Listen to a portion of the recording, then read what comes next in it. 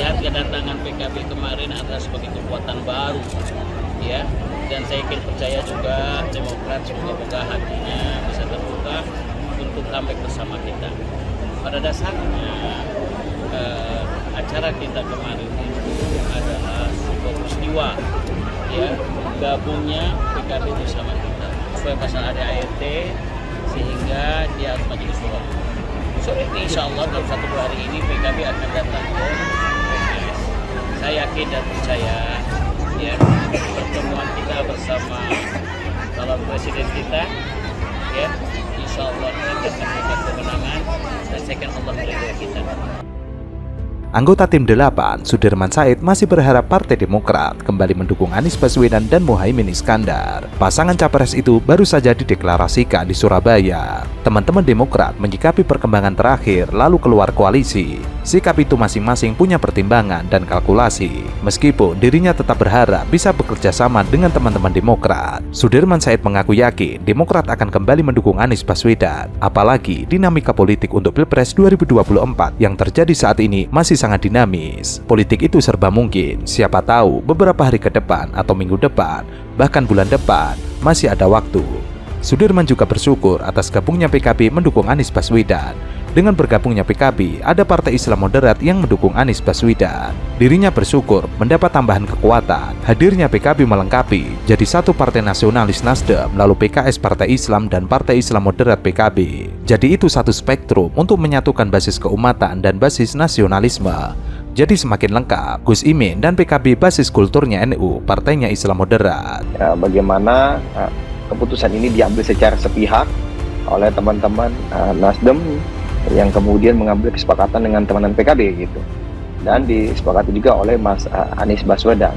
Kami mengkonfirmasi kepada beliau, pertanyaannya sederhana, apakah benar ada koalisi baru Nasdem dan PKB bersepakat untuk mengusung Anies Baswedan dan Muhaimin Iskandar? Oke. Jawabannya ya, benar.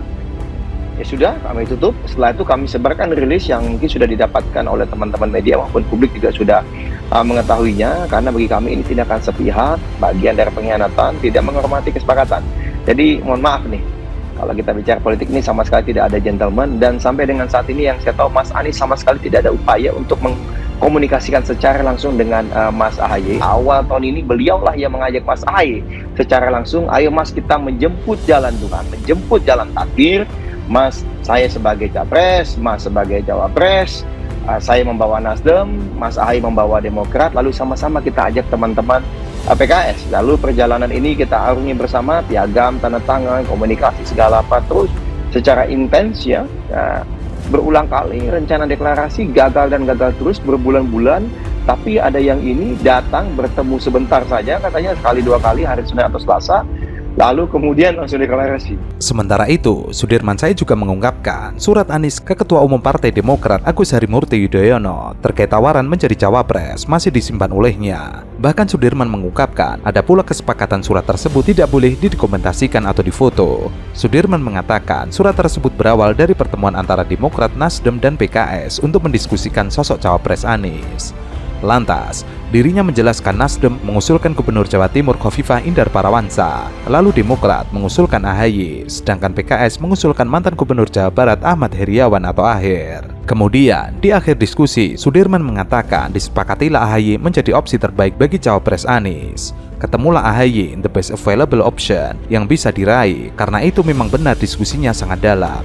Bertemulah dengan Pak SBY mengatakan inilah opsi yang tersedia. Pak Anies bermaksud mengajaknya. Selanjutnya, Sudirman mengatakan Demokrat menginginkan adanya perjanjian tertulis yang menunjukkan Anies telah memilih AHY sebagai cawapres. Namun, sebenarnya Anies enggan untuk membuat perjanjian tertulis lantaran dirinya sudah percaya terhadap Koalisi Perubahan untuk Persatuan. Mulanya, Anies Baswedan menghindari tulis-menulis karena berbasis trust. Tetapi, dalam kondisi yang genting itu, teman-teman Demokrat mengharapkan apa yang sebaiknya mengikat satu kepastian. Dari sisi Anies Baswedan, tunjukkan bahwa ia sudah melakukan tugasnya, sudah memilih AHY. Betul ada surat begitu, dan itu menunjukkan bahwa Pak Anies memang sudah betul-betul memutuskan, sudah betul-betul memilih sesuai dengan kriteria, sesuai dengan apa-apa yang menjadi wacana selama ini, dan pun keputusannya atau pilihannya sudah disampaikan kepada seluruh pimpinan partai politik termasuk kepada Pak AHY. Tetapi per Selasa sore hari disimpulkan bahwa gap itu tidak mungkin didekatkan karena yang satu mengatakan tunda dulu sampai keadaan yang baik dan sambil memberi opsi-opsi lain, yang lain mengatakan ingin segera. Nah, dalam hal ini saya ingin menjelaskan pada publik bahwa keduanya sudah saya sampaikan kepada posisi kedua pandangan sudah disampaikan dalam forum, yaitu begini: memberikan satu signal atau semacam warning apabila dalam waktu dekat tidak ada kejelasan, maka memang beliau berpikir opsi lain. Itu saya sampaikan pada Pak Surya Paloh juga. Begitupun Pak Surya Paloh saya sampaikan pesannya, saya sampaikan bahwa Pak Surya belum bisa memutuskan, belum bisa mendeklarasikan, bahkan memberi opsi nanti kalau ada opsi yang lebih baik bagi semuanya akan kita sampaikan. Jadi semuanya bersepakat, baiklah, masing-masing merenung, mendigest, dan masing-masing boleh punya opsi lain yang memang paling memberi manfaat bagi partai masing-masing. Dengan harapan, dengan satu frame bahwa kita terus berusaha untuk menjaga berjalannya koalisi ini. Jadi proses yang normal saja, tetapi mungkin ada miskomunikasi di mana seharusnya terjadi pertemuan lebih cepat setelah dipanggilnya Pak Anies oleh Pak Surya, tapi komunikasi dengan PKS berjalan baik, tapi komunikasi dengan Demokrat kelihatannya ada hambatan. Itu yang saya bisa jelaskan. Bukan Pak Anies menyuruh atau memerintahkan Sudirman Said menyampaikan berita sepenting ini, bukan, tapi saya ditugasi menyampaikan info umum sambil mengatur pertemuan. Dan pertemuan itu dengan PKS berjalan terjadi di dua level, di Majelis Syuro dan DPP, tetapi dengan teman-teman Demokrat belum terjadi. Pak Anies masih terus berusaha, baik lewat WA, menelpon langsung, lewat titip pesan kepada teman-teman di sekitar Pak Ketua Umum, Mas Ahaye, tapi sampai sore ini, sampai malam ini belum terjadi pertemuan. Sudirman juga mengungkapkan lewat surat tersebut sebenarnya ditujukan untuk administrasi pendaftaran Capres-Cawapres ke koalisi pemilihan umum. Telah dipersiapkan pula persyaratan pendaftaran lainnya seperti draft kerjasama anggota koalisi sampai formulir pendaftaran. Namun, seiring berjalannya waktu, terjadi perbedaan pendapat antara Demokrat dan Nasdem terkait waktu deklarasi AHY menjadi Cawapres Anies. Sudirman menyebut Demokrat ingin segera menggelar deklarasi, sedangkan Nasdem tidak.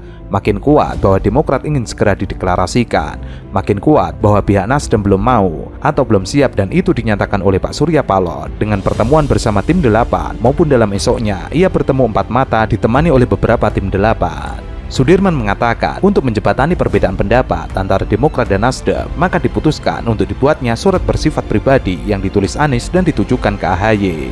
Setelah itu AHY pun membalas surat Anies tersebut. Kemudian Sudirman juga mengungkapkan telah disepakati agar surat yang ditulis Anies dan AHY tidak perlu dikomentasikan. Ia mengatakan setelah Anies dan AHY membaca surat tersebut maka langsung disimpan olehnya, sehingga Sudirman pun meragukan keaslian surat Anies yang sempat disebarkan ke publik oleh Demokrat, dan salah satunya adalah Kepala Badan Pemenangan Pemilu Demokrat Andi Arief di akun Twitternya.